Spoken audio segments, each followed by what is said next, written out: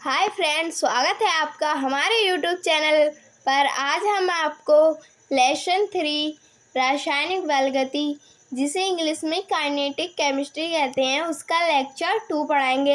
Lecture 1 हमने आपको कल पढ़ा दिया था, जिसमें हमने आपको अभिक्रिया का वेग, अभिकारक पदार्थों को प्रभावित करने वाले कारक के बारे में बता दिया था, जिसमें हमने आपको 3 बता दिए थे, बाकी रह गए थे, वो हम आज आपको इस लेक्चर में बता देंगे।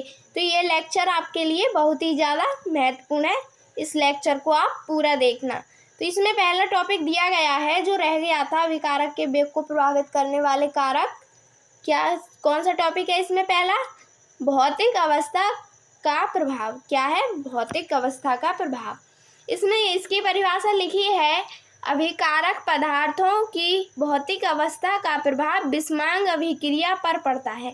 जो अभिकारक पदार्थों की भौतिक अवस्था का प्रभाव होता है वो किस पर पड़ता है? जो विषमांग अभिक्रिया होती है ना, उस पर पड़ता है। जैसे लकड़ी के लट्ठे की तुलना में लकड़ी का जो बुरादा होता है, जो मतलब छिला सा होता है, उसे ही तो हम बुरादा कहते हैं, वो कैसे जलता है? वो उसकी तुलना में तीव्र गति से जलता है। इसी प्रकार यदि हम अम्लों की तुलना करें, अम्लों के साथ धातुओं की तुलना में करें तो क्या होगा? धातु चूर्ण अधिक तीव्र वेग से जलते हैं। यही इसका भौतिक अवस्था का प्रभाव होता है। तो हमने कहाँ तक पढ़ा दिया था? भौतिक अवस्था का प्रभाव विषमांग अभिक्रिया पर पड़ता है। जैसे लकड़ी के लट्ठे की तुलना में लकड़ी का बुरादा तीव्र गति से जलता है, इसी प्रकार अम्लों के साथ धातुओं की तुलना में धातु चूर्ण क्या जलता है? अधिक तीव्र वेग से जलते हैं। तीव्र वेग से जलते हैं। इसमें दिया है अगला टॉपिक, उत्प्रेरक का प्रभाव। अब आप इसमें उत्प्रेरक, ये नया टॉपिक आ गया, इसको आप जानते नहीं होगे, मैं बता देती हूँ। उत्प्रेरक किसे कहते हैं? जैसे कि एक अभिक्रिया है, उसको कराते हैं, उसको तेज, हल्का, मंद कराते हैं, उसे ही क्या कहते हैं? उत्प्रेरक। जैसे कि मैं आपको एक एग्जांपल बता देती हूँ। जैसे कि अगर एक बच्चा है, वो अपने घर में काम कर रहा है, अगर जब तक उसके पापा उसके साथ नहीं रहेंगे, वो काम धीरे धीरे करेगा। जब ही कभी उनके पापा अगर लाठी लेकर खड़े हो जाए, तो वो बच्चा क्या करेगा? डर के मारे तेज काम करेगा। तो वहाँ पर उसके पापा क्या हैं? उत्प्रेरक। यही इन अभिक्रियाओं में होता है। जैसे कि उत्प्रेरक क्या करता है? तेज हल्का कर देता है अभिक्रिया की दर को, मतलब जो चलती है उसको। तो इसकी परिभाषा मैं आपको बता रही हूँ। उत्प्रेरक रासायनिक अभिक्रिया की गति को प्रभावित करता है, जो मैंने अभी बताया था, करते हैं। इसकी उपस्थिति में अभिक्रिया का वेग अधिक या कम हो जाता है, ज़्यादा या फिर कम हो जाता है। तो इसमें अगला टॉपिक देखती हूँ। इसमें अगला टॉपिक है अभिक्रिया की आणविकता। आणविकता तो मैंने आपको पिछली क्लास में भी बताई थी, इसमें भी बता रही हूँ। आणविकता, अणुओं की संख्या को क्या कहते हैं? आणविकता, जिसे मॉलिक्यूलैरिटी कहते हैं। तो इसकी परिभाषा दी गई है,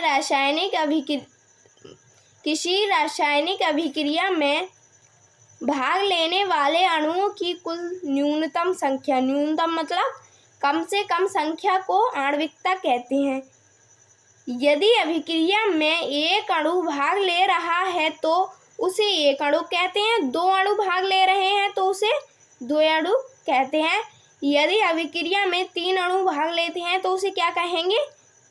3 अणु कहते हैं। ये आपको दिख नहीं रहा होगा, ये मैं बता रही हूँ। यदि अभिक्रिया में 3 अणु भाग लेते हैं तो उसे त्रिअणु कहते हैं। इसके आगे इसकी रिएक्शंस भी है। ये तो बहुत सिंपल सा है, ये आपके समझ में आ गया होगा। इसकी रिएक्शन भी दी गई हैं आगे, वो मैं आपको अभी बता रही हूँ। ये देखो, अभी रुको, अभी बताती हूँ। इसकी ये वाली रिएक्शन दी गई हैं आगे। ये देखो H2O2, ये क्या है? 2 मॉलिक्यूल, दो मॉलिक्यूल। जब H2O2 से एक मेन कंपाउंड बनेगा, ये तो बहुत सिंपल सी रिएक्शन है, ये तो आपके समझ में आ ही जाएगी। H2 और एक O ये वाला ले लेते हैं, तो यहाँ पर क्या बन जाता है? H2O प्लस 1/2 H2 क्या निकल जाती है? ये गैस हवा में। तो इसमें एक अणु बन रहा है, एक ही अणु का सांद्रण परिवर्तित हो रहा है, तो उसे क्या कहेंगे? एक अणु क्या कहेंगे, एक अणु।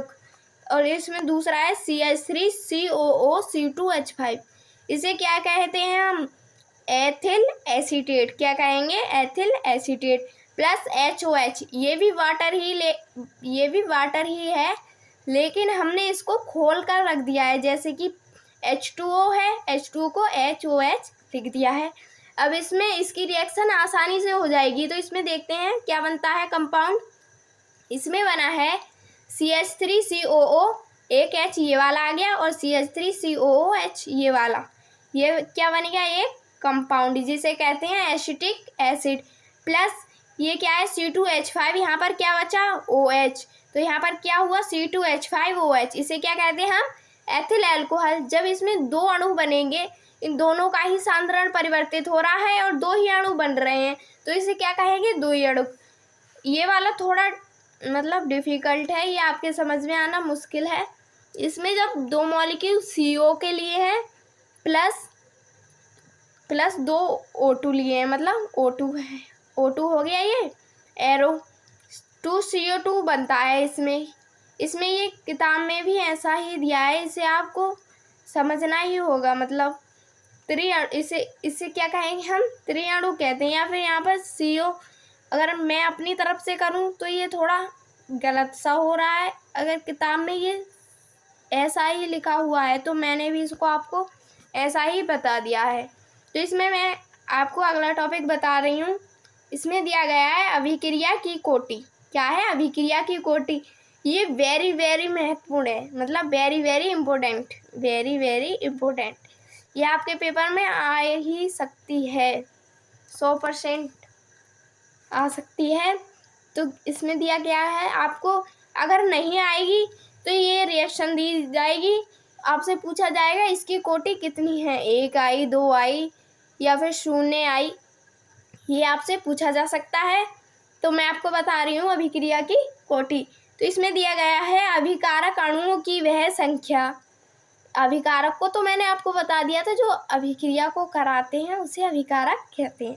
अभिकारक अणुओं की वह संख्या जिसका रासायनिक परिवर्तन के कारण सांद्रण परिवर्तित होता है, अभिक्रिया की कोटि कहलाती है। जो सांद्रण में चेंज हो जाता है उसी को ही हम क्या कहेंगे, अभिक्रिया की कोटि। जैसे कि एक एग्जांपल ये है H2O2, इसमें H2O में सांद्रण परिवर्तित हो गया, तो ये क्या कहलाएगी, अभिक्रिया की कोटि। अब इसमें देखते हैं कोटि है कितनी, 1 है, 2 है या फिर 0 है। तो इसमें देखते हैं इस क्रिया में एक अणु का सांद्रण, ये वाला एक अणु है ना, इसका एक अणु का सांद्रण परिवर्तित हो रहा है, अतः यहाँ अभिक्रिया की कोटि क्या होगी, 1 होगी। यहाँ पर देखो H2O, ये तो पूरे का हो गया H2, और वो क्या है, इसमें 2 है ना O2, तो इसमें 1 का ही तो सांद्रण परिवर्तित हो रहा है, तो इसमें कोटि क्या होगी, 1 ही तो होगी। अब इसमें ऐसे ही दूसरा है, इसमें दूसरा एग्जाम्पल है C12H22O11। ये तो जनरल फॉर्मूला है, ये आपको पता ही होगा। ये किसका फॉर्मूला है, ये चीनी का फॉर्मूला है, C12H22O11 प्लस H2O। इसमें क्या बनेगा, C6H12O6, C6H12O6। इसे हम क्या कहेंगे, इसे क्या कहते हैं हम, ग्लूकोज। क्या कहेंगे, ग्लूकोज। तो इसमें इस क्रिया में इसकी परिभाषा दी गई है, इसकी कोटि कितनी आएगी ये मैं बता रही हूँ। इसमें दिया गया है इस क्रिया में एक अणु गन्ने की शक्कर का, ये वाला है ना, इसको गन्ने की शक्कर भी बोलते हैं, शक्कर का, तथा एक अणु जल का, एक अणु शक्कर का, एक अणु जल का भाग ले रहा है या फिर रहे हैं, अतः इस क्रिया में आणविकता 2 है, मतलब जो आणविकता होती है 2 है,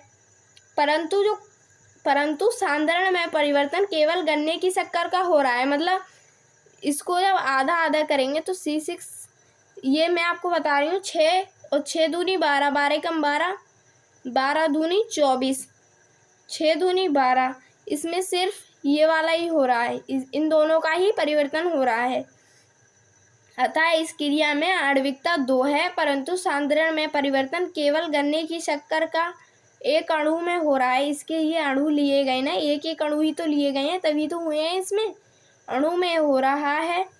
अब चलते हैं आगे, इसमें आगे क्या दिया है। इसमें जल इतनी अधिक मात्रा में लिया जाता है, ये देखो आपको दिख नहीं रहा होगा, इसमें जल इतनी अधिक मात्रा में लिया जाता है कि उसका सांद्रण मापने के योग्य ही नहीं रहता। जल ज़्यादा अधिक मात्रा में लिया जाता है जिससे कि उसका सांद्रण मापने के योग्य नहीं रहता है। अतः यहाँ अभिक्रिया की कोटि फिर जो गन्ने की शक्कर का होगा फिर वो ही तो होगी, एक ही कोटि बनेगी तो उसकी कोटि क्या होगी, एक ही तो होगी। जब जल अधिक मात्रा में लिया जाएगा तो सांद्रण तो सिर्फ एक ही में ही परिवर्तित होगा, गन्ने में मतलब चीनी में, गन्ने की शक्कर में, तो उसकी कोटि भी क्या होगी, एक ही तो होगी। तो इसमें दूसरा एग्जाम्पल दिया गया है CH3CH2OH। क्या है, CH3CH2OH। अब ये फॉर्मूला खोलकर लिख दिया गया है, आपको इसे समझना पड़ेगा। C2H5 3 4 5 प्लस OH क्या हो गया, C2H5OH क्या हो गया, एथिल एल्कोहल, जिसे हम शराब भी कहते हैं, प्लस Cl2, इसे क्या कहेंगे, क्लोरीन। इसमें क्या बनेगा, 2HCl, ये वाले निकल गए, 2 ये वाले निकल गए, Cl ये वाले निकल गए। तो इसमें मेन कंपाउंड क्या बनेगा, CH3CHO, इसे क्या कहते हैं, एसिटल्डिहाइड, क्या कहेंगे, एसिटल्डिहाइड। तो इसमें दिया गया है इस क्रिया में जब दोनों का ही सांद्रण परिवर्तित होगा तो इसकी कोटि भी क्या होगी, 2 ही होगी। Cl भी निकल गया, पूरे का पूरा निकल गया, और इसमें भी इसका सांद्रण हो गया तो इसकी कोटि क्या होगी, 2। इसमें लिखा भी है इस क्रिया में एथिल अल्कोहल तथा क्लोरीन दोनों ही अणुओं की सांद्रता में परिवर्तन हो रहा है, अतः यहाँ अभिक्रिया की कोटि क्या होगी, 2 होगी। इसमें अगला एग्जाम्पल दिया है H2 प्लस Cl2 सनलाइट। इसमें रिएक्शन आपको जब मैं ऑर्गेनिक केमिस्ट्री में कराऊंगी ना तब आपको ये सनलाइट और फीमिंग लाइट के बारे में विस्तार से समझाऊंगी। अभी ऐसे ही है, जब ही कभी हम सनलाइट में रिएक्शन कराते हैं तो वो एक स्टेप में होती है, और फीमिंग लाइट में कराते हैं तो वो 3-4 स्टेप में पूरी होती है, जब तक उसके हाइड्रोजन निकल कर बाहर नहीं आ जाते। तो इसका तो ऐसा ही दिया गया है, H2 प्लस Cl2, क्या है, H2 प्लस Cl2। इसमें दिया है 2HCl, ये देखो 2H2 2Cl, तो क्या निकलेगा, 2HCl, जिसे कहते हैं हाइड्रोक्लोरिक अम्ल। मैं आपको यहाँ बता रही हूँ, अगर आपने यहीं से ही याद किया तो ये आपके अगले जो हम ऑर्गेनिक केमिस्ट्री में आपको रिएक्शंस कराएंगे उसमें आपके लिए हेल्पफुल होंगे। तो देखते हैं, इसमें अगला है N2 प्लस 3H2, इसे क्या कहेंगे, 2NH3, इसे क्या कहते हैं, अमोनिया। ये तो आपको समझ में आ गया होगा ना, 2N और 2H हो गया, ये वाला 2H हो गया, और 3 ये वाले आ गए, तो क्या हो गया, 2NH3। तो इसमें क्या है, इसकी कोटि क्या है, इस अभिक्रिया में समय के साथ साथ गैसों का सांद्रण परिवर्तन नहीं होता है, अतः यहाँ अभिक्रिया की कोटि क्या होगी, 0 होगी। ये है ना, इसका है ना, अभिक्रिया का समय के साथ साथ गैसों का सांद्रण जो होता है ना वो परिवर्तित नहीं होता है, मतलब कोई सा भी इसमें मेन कंपाउंड नहीं बना है। ये भी थोड़ा ऐसा ही है, इसमें से भी मेन कंपाउंड पे से NH3 कोई कंपाउंड नहीं है, तो इसकी कोटि क्या होगी, इसकी कोटि होगी 0। उम्मीद है आपको ये वाला टॉपिक समझ में आ गया होगा। इसे आपको समझने में थोड़ा दिमाग लगाना पड़ेगा, तब जाकर आपको ये वाली रिएक्शन समझ में आएगी।